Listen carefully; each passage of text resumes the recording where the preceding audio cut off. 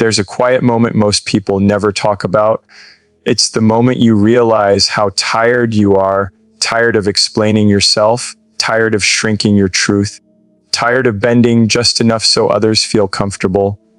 And in that moment, something clicks. You understand that chasing approval has cost you your peace, and maybe even your identity. Here's the paradox of life: the harder you try to be liked, the more invisible you become. But the moment you stop trying, really stop, you don't disappear. You become magnetic, not loud, not desperate, just undeniable. This is about what happens when you choose authenticity over applause. Most people don't realize when it starts. It doesn't arrive loudly. There's no dramatic moment where you announce to the world that you've decided to silence yourself. It happens quietly in small choices. You pause before speaking and ask, will this make them uncomfortable? You change a sentence so it sounds softer. You laugh at something that doesn't feel funny. You say, it's fine, when it isn't. And each time, it feels harmless, polite, necessary. You tell yourself you're just being considerate, but slowly, something inside you begins to fade. Approval seeking is subtle like that. It doesn't feel like betrayal at first. It feels like survival, like fitting in, like doing what you're supposed to do. But over time, you start losing track of where your real voice ends and the edited version begins. You stop noticing when you're performing because the performance becomes routine. And one day, you feel tired in a way sleep doesn't fix. When you're constantly trying to be liked, you're not listening to yourself. You're listening to the room. You're scanning faces, reading tone, adjusting your posture, your words, your energy. You become a mirror instead of a person. And mirrors don't speak. They reflect. That's how your true self gets quiet, not because it has nothing to say, but because it learns that speaking comes at a cost. Psychologists talk about this as self-suppression. It's when you regularly inhibit your thoughts, emotions, or needs to avoid rejection. Research links it to anxiety, depression, and emotional exhaustion. But you don't need a study to feel it. You feel it when you drive home after a social interaction and replay everything you said, wondering if it landed right. You feel it when you're surrounded by people, yet feel strangely unseen. You feel it when you can't explain why you're unhappy, only that something feels off. Think about how often you've had an opinion but swallowed it because it might create tension. How many times you've stayed quiet in a meeting, not because you lacked insight, but because you didn't want to be judged. Or in a relationship, how often you've compromised past your comfort just to keep the peace. Each moment seems small, but together, they form a habit of disappearance. The truth is, people-pleasing doesn't make you more lovable. It makes you less knowable. When you erase your edges, there's nothing for others to hold on to. No contrast, no depth. You become agreeable but forgettable, and deep down you know it. That's why approval never feels satisfying. Even when you get it, it feels hollow, because it wasn't earned by the real you. There's a certain loneliness that comes from being liked for who you're not. You can be surrounded by admiration and still feel disconnected because the admiration is directed at a version of you that doesn't fully exist. That's why approval seeking creates insecurity instead of confidence. You start wondering, would they still like me if they really knew me? And because you're not showing your real self, you never get an answer. Over time, your inner voice grows hesitant. It stops speaking up quickly. It waits. It asks permission. Eventually, it learns silence is safer. That's when resentment starts creeping in, not always toward others, but toward yourself. You feel frustrated, but you don't know why. You feel overlooked, but you taught people how to overlook you. That realization can hurt, but it can also wake you up. Look at people who seem grounded, the ones who don't rush to fill silence or apologize for existing. They're not louder. They're not more aggressive. They're just aligned. Their words come from a place of internal permission. And because of that, when they speak, people listen. Not because they demand attention, but because they're not begging for it. Contrast that with someone who constantly seeks validation. They over-explain, they overgive, they over-adjust. And ironically, the more they try to secure acceptance, the less stable they appear. Humans sense this instinctively. We're drawn to people who seem at home in themselves, not perfect, real, consistent, calm in their own skin. Think about a time when you finally said what you meant, even if your voice shook. Maybe you told the truth in a relationship. Maybe you declined something you didn't want. Maybe you expressed an unpopular opinion. Notice how it felt afterward. There might have been fear, yes, but underneath that, there was relief, a sense of alignment. That feeling is your true self breathing again. Children don't start out approval seeking. They speak freely. They cry when they're hurt. They say no without explanation. Somewhere along the way, many of us learn that love is conditional, that being accepted means being easy, agreeable, convenient. So we adapt, we survive. But survival isn't the same as living. When you constantly adjust yourself to fit others, you teach your nervous system that authenticity is dangerous. That's why being real later in life can feel uncomfortable.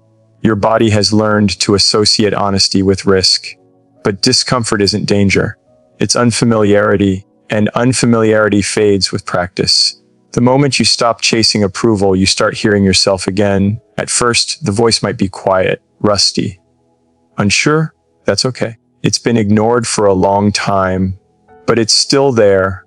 And the more you honor it by telling the truth, setting boundaries, expressing real emotions, the stronger it becomes. You don't have to be cruel. You don't have to be confrontational. You just have to be honest. There's a difference. Honesty doesn't mean saying everything that comes to mind. It means not betraying yourself to keep others comfortable. It means choosing self-respect over self-erasure. Some people will resist the change. They benefited from your silence. They liked the version of you that never challenged, never needed, never said no. That doesn't mean you're wrong. It means you're no longer playing the role they assigned you, and roles are easy to love. Real people require adjustment. When you stop trying to be liked, you create space for genuine connection. Not everyone will step into that space, but the ones who do will meet you, not a mask. And that connection, being seen and accepted for who you truly are, is something approval could never give you. Your voice matters, not because everyone will agree with it, but because it's yours. And every time you silence it for approval, you trade a piece of your identity for temporary comfort. But when you choose to speak, even softly, even imperfectly, you reclaim yourself. And that's where real confidence begins, not in being liked, but in being whole. Most people believe that being fully themselves will cost them connection. That if they let the mask slip, if they stop managing every word and reaction, they'll be judged, rejected, or left behind.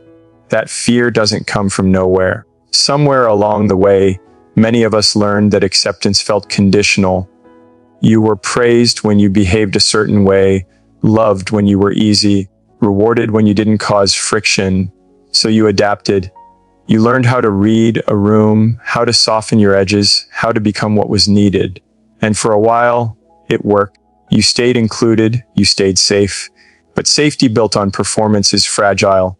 It disappears the moment you stop acting. Authenticity doesn't feel safe at first. In fact, it often feels like stepping into open air without a harness. When you speak honestly, you can't control how it lands.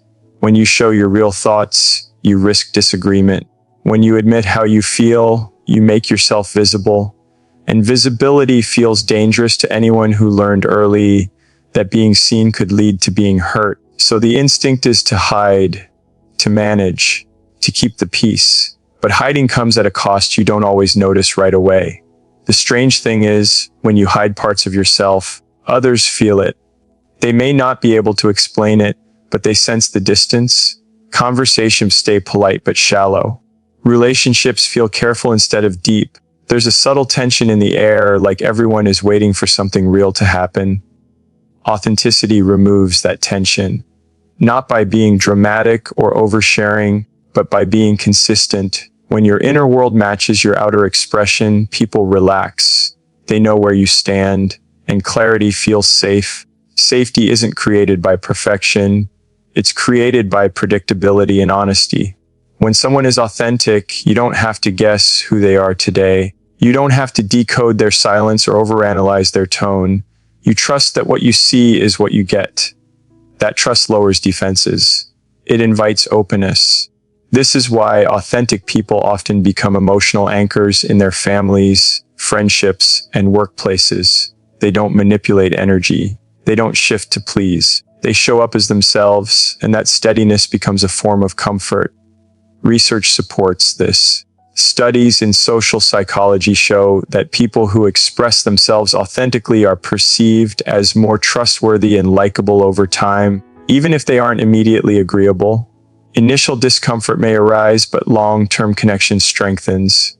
Why? Because humans are wired to seek emotional safety, not constant agreement. We want to feel secure, not managed, and authenticity offers that security. Think about the people you feel most at ease around, the ones you don't have to impress, the ones who don't flinch when you're honest. Chances are they're not perfect communicators. They might stumble over words. They might admit when they're unsure. But they're real, and around real people, you don't have to perform either. Their authenticity gives you permission to exhale. On the other hand, think about someone who's always agreeable, always smiling, always saying the right thing. At first, it seems pleasant. But over time, something feels off. You don't know what they actually think. You don't know where they stand when things get difficult. There's no solid ground. And without realizing it, you keep your guard up, not because they're unkind, but because they're unreadable. Authenticity removes the guessing game. It says, "This is me." You don't have to wonder. That clarity is calming. It creates a sense of emotional order. In relationships, this means fewer misunderstandings. In leadership, it means stronger loyalty. In everyday life, it means deeper conversations that don't feel forced. Many people confuse authenticity with bluntness or emotional chaos. But true authenticity is quiet. It's measured. It's rooted in self-awareness. It doesn't demand attention. It offers presence. You can be authentic and still be kind. You can be honest without being harsh. The difference is that you're no longer hiding to be accepted. You're allowing yourself to be known. There's a powerful shift that happens when you stop protecting others from your truth. You stop cushioning every feeling. You stop translating yourself into something more palatable. And in doing so, you give people the opportunity to actually meet you. Some won't like what they see. That's real. But those who do will connect with you on a level that performance could never reach. Consider a real life example. In workplaces where leaders admit uncertainty, instead of pretending to have all the answers, teams report higher psychological safety. Employees feel more comfortable speaking up, making mistakes, and offering ideas. Why? Because honesty from the top signals that it's safe to be human. Authenticity creates an environment where people don't have to hide their flaws to belong. The same applies in personal relationships. When you admit you're hurt instead of pretending you're fine, you open the door to intimacy. When you express a need instead of suppressing it, you allow the relationship to grow. Yes, there's risk. The other person might not respond the way you hope. But even then, you gain clarity, and clarity, even when painful, is safer than confusion. Rejection feels personal, but often it's just misalignment. When you're authentic, rejection happens sooner, not more often, and that's a gift. It saves you from investing deeply in spaces where you were never fully welcome. Authenticity doesn't increase loneliness. It shortens the distance to the right people. Your nervous system knows this. When you're pretending, your body stays tense. Your shoulders hold stress. Your breath stays shallow. You're always alert, always monitoring. But when you're real, something settles. Your body relaxes because it's no longer bracing for exposure. You're already exposed and still standing. This is why authenticity feels like relief, even when it's uncomfortable. It's the relief of alignment, of no longer fighting yourself, of no longer carrying the weight of maintaining an image. You're not trying to be impressive. You're trying to be honest. And honesty has a grounding effect. People don't reject authenticity because it's real. They reject it because it confronts them with their own masks. And that discomfort belongs to them, not you. When you stay true to yourself, you become a mirror, not of what people want to see, but of what is. And that kind of presence is powerful. Over time, authenticity builds a quiet reputation. People learn that you mean what you say, that your yes is real, that your no is clean, that there's no hidden agenda. And with that reputation comes trust. Trust creates safety. Safety creates connection. Not the shallow kind that depends on constant approval, but the deep kind that can withstand disagreement, distance, and change. When you choose authenticity, you're not choosing rejection. You're choosing alignment. You're choosing relationships where you don't have to disappear to belong. And in a world full of performance, that choice is rare.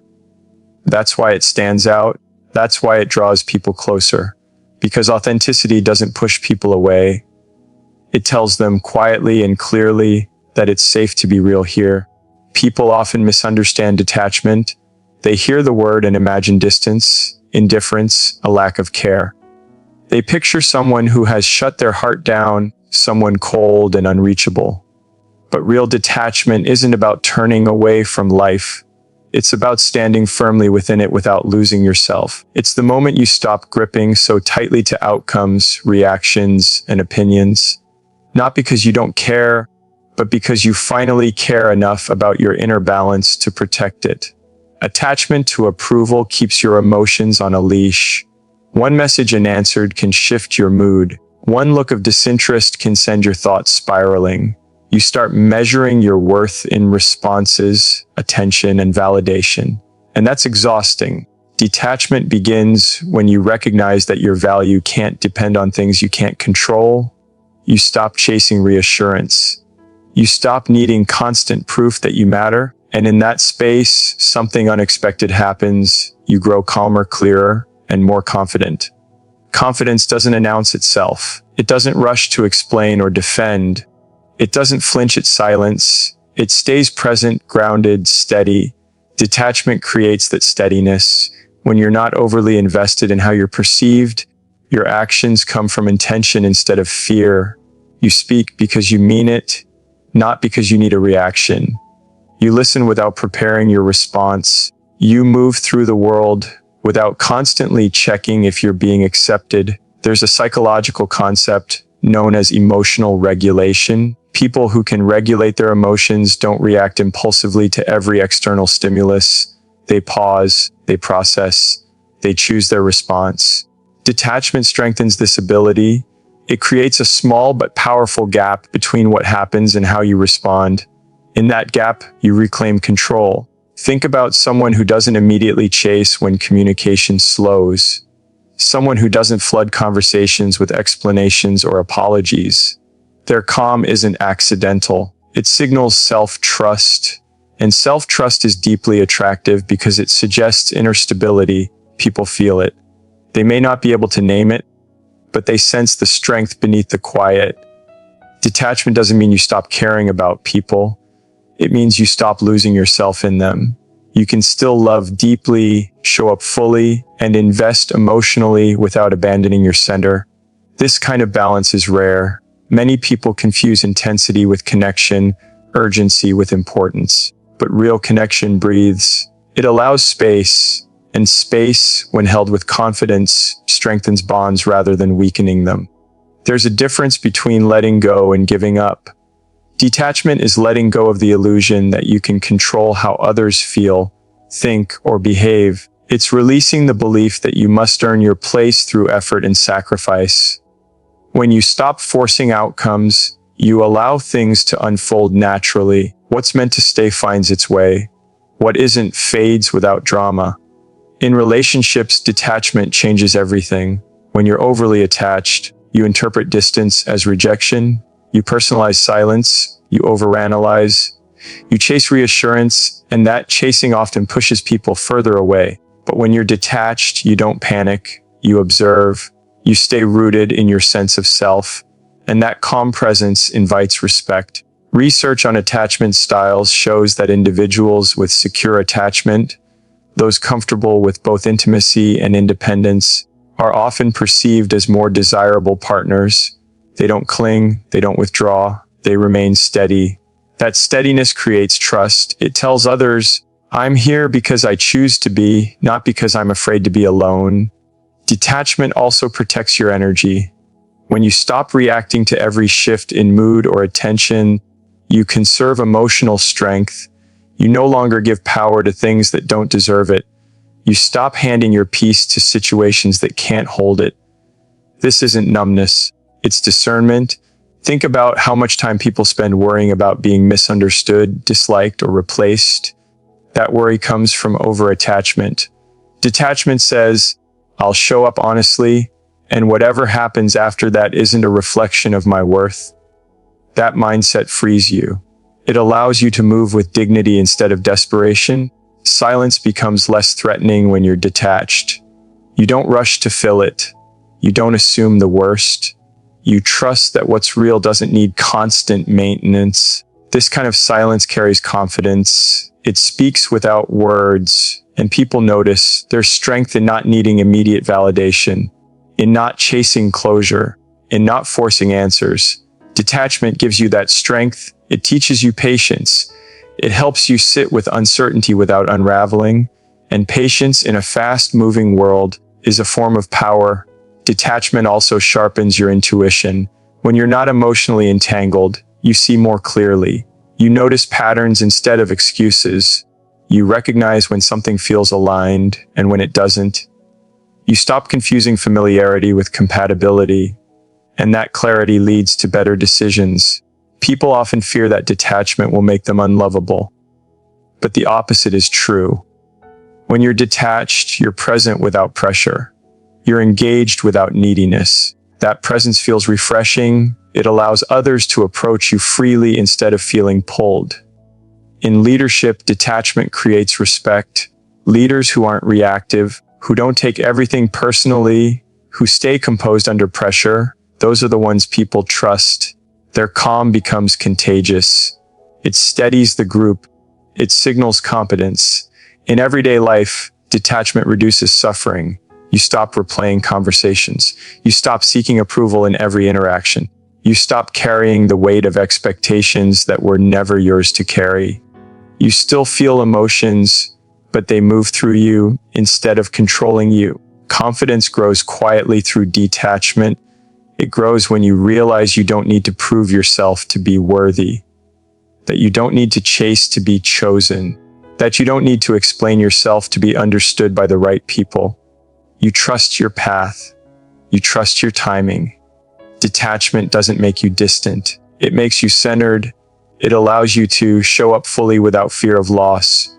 And when you stand in that space, calm, grounded, unshaken, you become a presence people respect, feel drawn to, and remember.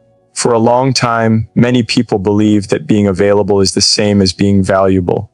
They say yes quickly. They show up even when they're drained. They give time, energy, and emotional labor without pause. It feels generous. It feels kind. And sometimes it even feels like love.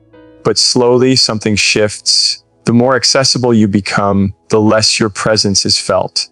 The more you give without limits, the more you're expected to give.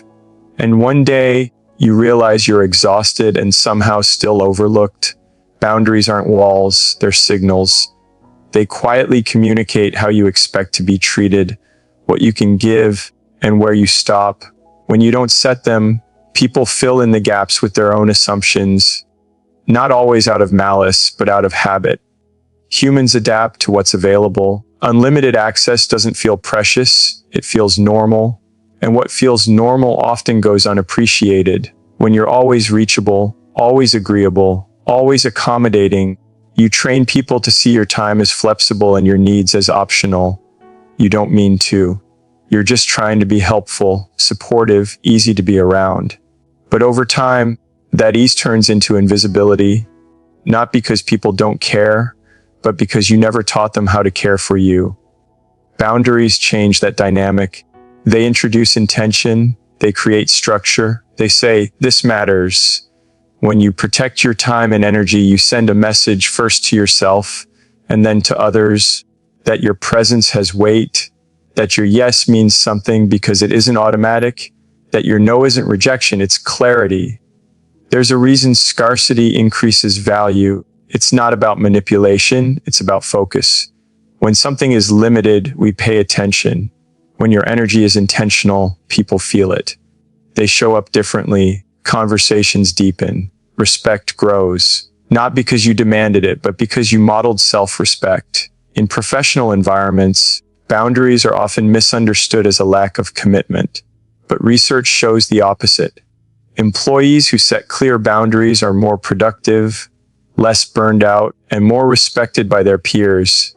They communicate expectations, they manage energy, and because they're not constantly depleted, the work they do deliver carries more impact. Think about the colleague who never says no. They're helpful, reliable, always there.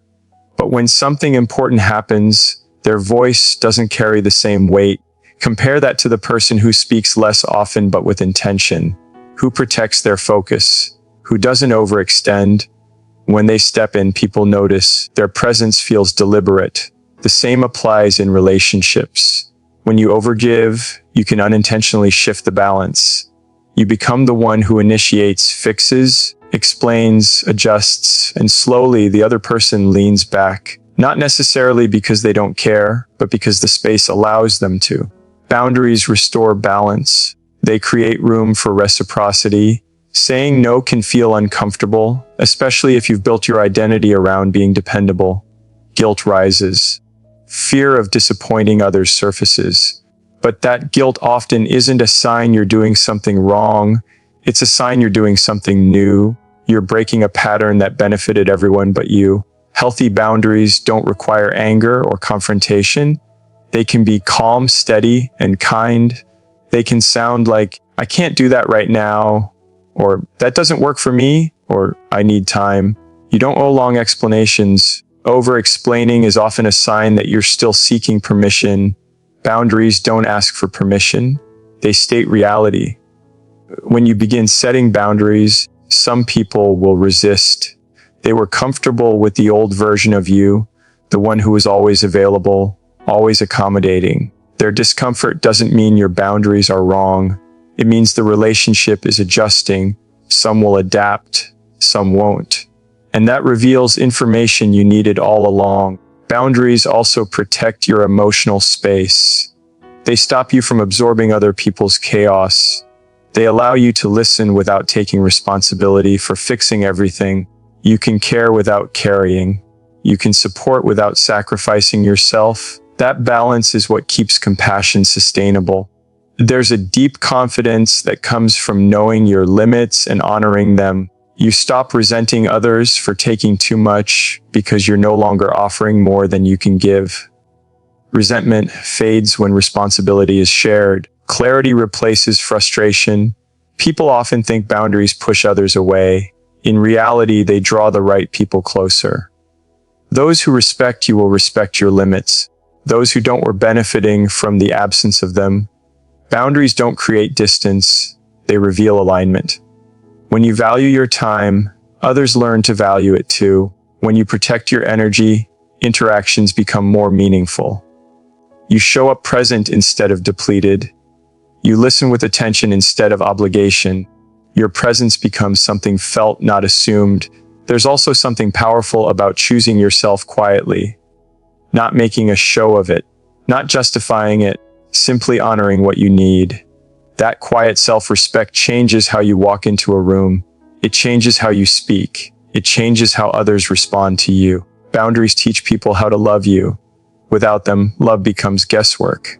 With them, it becomes intentional, clear, grounded, real. You are not less generous for having limits. You're more sustainable. You're not selfish for protecting your energy. You're responsible. And responsibility carries weight. When you stop giving from emptiness and start giving from choice, everything shifts. Your presence gains value because it's no longer guaranteed. It's earned through mutual respect. And in that space where your time, energy, and voice are honored, you don't just feel more valued. You become it. Most of us learn early how to perform. We learn which parts of ourselves earn smiles, approval, attention. We learn which parts cause silence, discomfort, distance. So we adjust. We emphasize what's accepted and hide what isn't. Over time, the performance becomes automatic. We don't even notice when we're doing it. We just know that being ourselves feels risky and being agreeable feels safer. But safety built on performance has an expiration date. It keeps you surrounded, yet strangely alone. Performance attracts attention, not connection.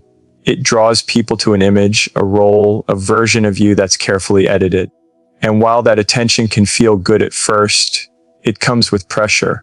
You have to maintain the act. You have to stay consistent with expectations that were never truly yours. And the longer you perform, the harder it becomes to step out of character without fearing loss. When you stop performing, it can feel like stepping into silence. The room gets quieter, fewer people lean in, some drift away, and that moment can be frightening because it feels like rejection. But what's really happening is filtration. You're no longer broadcasting on a frequency meant for everyone. You're tuning into your own signal. And only those who resonate with it will stay. This is one of the hardest truths to accept. Not everyone who likes you is meant to know you. Some people were drawn to the role you played, not the person you are. When the role ends, so does the connection. That loss can hurt. It can feel personal. But it's also freeing because it makes room. The right people don't require you to audition. They don't need you to be impressive or endlessly agreeable. They don't need you to shrink or exaggerate to fit. They recognize you without effort. Around them, you feel less tense. You don't rehearse conversations. You don't monitor every reaction. You just exist. And that ease is a sign you're no longer performing. There's a psychological cost to constant self-monitoring. Studies show that people who frequently alter their behavior to fit social expectations experience higher stress and lower satisfaction in relationships. The mind is always on alert, checking for cues, adjusting in real time. It's exhausting. When you stop performing, your nervous system begins to rest. You're no longer bracing for evaluation. You're present. Presence is what attracts the right people. Not perfection, not charisma, presence. When you're fully yourself, grounded and unfiltered, there's a clarity to your energy. People who are aligned with you feel it immediately, and people who aren't move on without conflict. That clarity saves you time, emotional labor, and confusion. Think about the moments when you felt truly seen. Chances are you weren't trying to impress anyone. You were probably tired of pretending. You said something honest. You showed a part of yourself that wasn't polished. And instead of rejection, you felt connection. That's not an accident. That's resonance. When you perform, you attract people who want the performance. When you're real, you attract people who want you. That distinction matters. One relationship requires constant effort to maintain. The other grows naturally. One drains you. The other nourishes you. There's a reason many people find deeper friendships or relationships later in life, after disappointment or burnout. They're tired of pretending. They stop chasing approval. They show up as they are. And suddenly, the connections feel different, quieter, stronger, more honest. Not because the world changed, but because they did. Stopping performance doesn't mean becoming indifferent or withdrawn. It means being intentional. It means choosing honesty over likability. It means allowing silence without rushing to fill it. It means letting conversations end when they're done instead of forcing them to continue. That kind of self-trust changes the dynamic of every interaction. Some people will label your authenticity as distance. They're used to the version of you that overgave, overexplained, overextended. When that version disappears, they feel the absence. But absence isn't abandonment, it's adjustment. And not everyone will adjust. That's okay. The right people don't feel threatened by your authenticity. They feel relieved by it. They're not looking for someone to entertain or impress them. They're looking for someone real, someone consistent, someone who doesn't change shape depending on the room. And when they find that, they recognize it quickly. There's a quiet confidence in no longer needing to be chosen. You stop chasing invitations. You stop forcing alignment. You trust that what's meant for you won't require performance. That trust softens you. It makes you patient. It allows relationships to unfold at a natural pace instead of being rushed into existence. Think about how much energy you free up when you stop trying to be interesting. You listen more deeply. You respond more thoughtfully. You laugh more genuinely. You rest more fully. Life feels less like a stage and more like a place you actually live in. People who belong in your life don't need constant proof of your worth. They see it in how you move, how you speak, how you treat yourself. They're drawn to the steadiness, the honesty, the lack of pretense, and they stay not because you held them there, but because it feels right. When you stop performing, you also stop fearing loss as much, because you know that losing people who only liked the act isn't losing yourself. It's protecting yourself. It's choosing depth over numbers, meaning over noise. There's a moment, subtle but powerful, when you realize you're no longer trying to win anyone over. You're just showing up. And in that moment, relationships begin to feel simpler, more grounded, more real. You stop wondering if you're enough, because you're no longer asking everyone to decide. The right people don't find you when you're loud or impressive. They find you when you're honest, when you're steady, when you're no longer performing for approval, because authenticity doesn't call attention to itself, it recognizes what belongs. And when that recognition happens, it feels less like being chosen and more like being understood. When you stop trying to be liked, you stop negotiating your worth. You stand still and let the world respond. Some will walk away, some will lean in, and the ones who stay will see you clearly. That's when you become irresistible. Not because you chased approval, but because you chose yourself.